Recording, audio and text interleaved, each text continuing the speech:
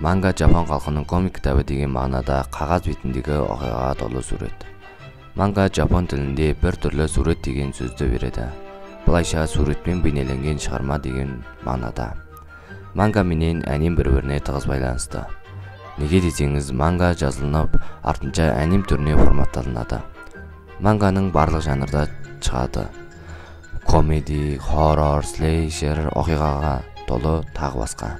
Ал жаш шектөө боюнча бала, мектеп жашынын барлык жаштагы 18 косуу секилди.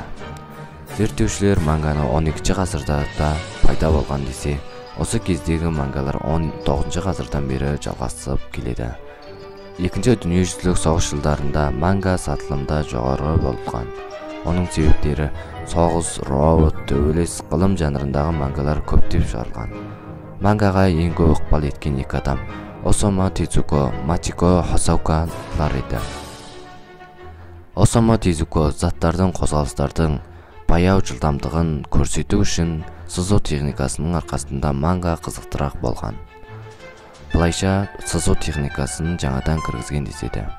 Мачико Хосоко күндөлүктө айылдердин турмуш тирчилигин мангага түшүргөндөн қазіргі таңда ұлдар мен қыздар мангасы деп жеке-жеке жанрларға бөлінген. Адамдар қалауынан шыққан мангалар: Attack on Titan, One Piece, Demon Slayer, Naruto, Dragon Ball Z, Bleach, Death Note тағы басқа да мангалар бар.